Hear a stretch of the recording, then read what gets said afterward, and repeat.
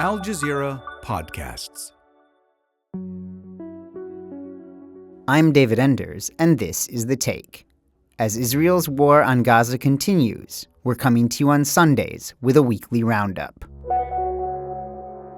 This week, 102 days into a ceasefire, Israel has killed at least 439 Palestinians in Gaza. Weather continued to threaten the lives of displaced Palestinians in Gaza. Israel issued demolition orders for a playground in the occupied West Bank. Today is Sunday, January 11. Israel has killed more than 71,409 Palestinians in Gaza since October 7, 2023. Israeli airstrikes killed at least 14 Palestinians in the Gaza Strip on Thursday. But as Al Jazeera's Hind Khoudary reported on Saturday, weather remains the most pressing concern for Palestinians there, as much of the area's population have only makeshift tents for shelter. An infant reportedly froze to death on Saturday morning, as another winter storm brought high winds and rain.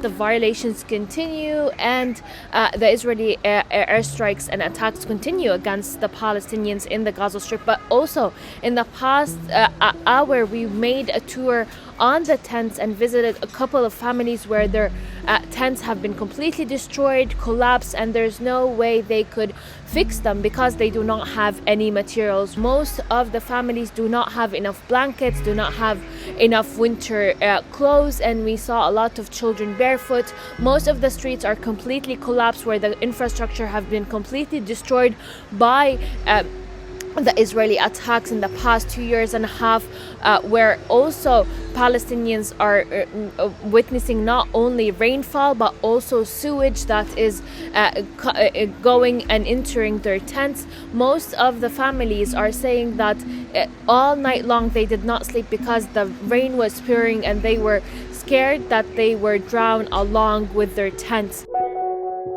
The ICRC and Hamas on Wednesday resumed searching for the body of the last Israeli captive still in Gaza, the recovery of which is linked to the reopening of Gaza's border with Egypt.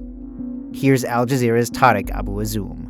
The search for the body reflects a level of operational coordination and compliance with humanitarian and verification mechanisms built into the first phase of the ceasefire agreement.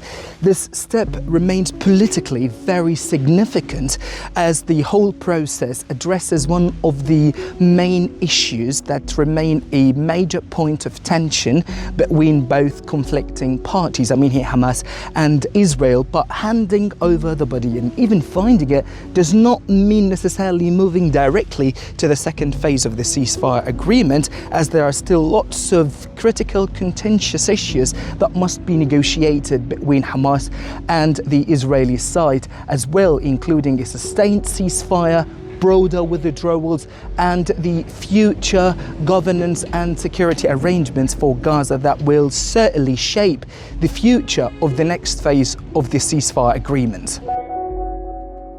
Israeli and Syrian negotiators met on Tuesday in Paris and agreed to set up a dedicated communications cell aimed at sharing intelligence and coordinating military de-escalation.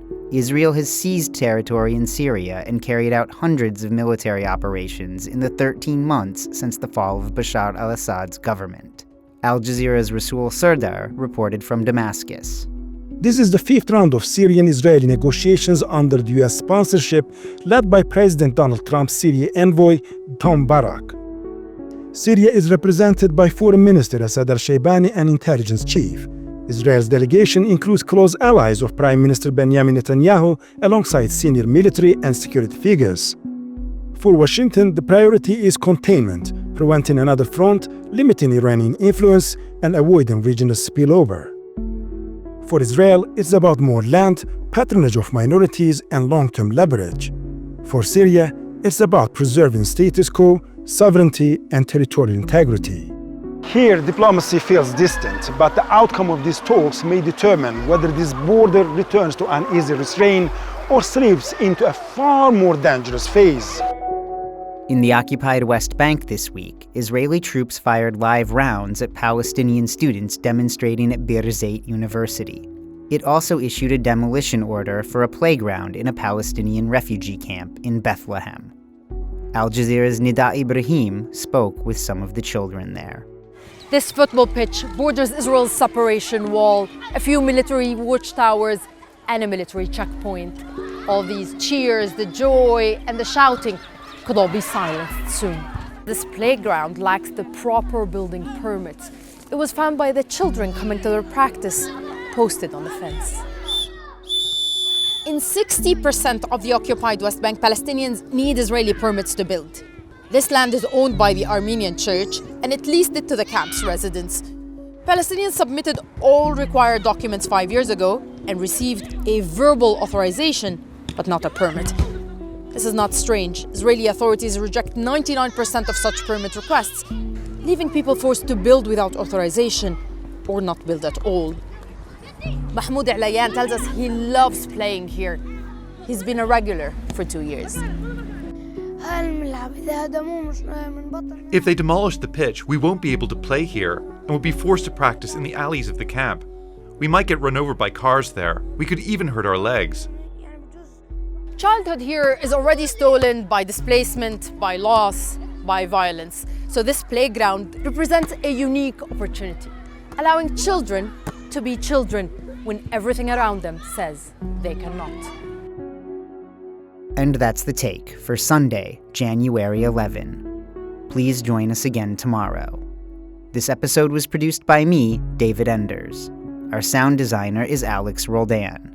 Alexandra Locke is The Take's executive producer, and Ney Alvarez is Al Jazeera's head of audio.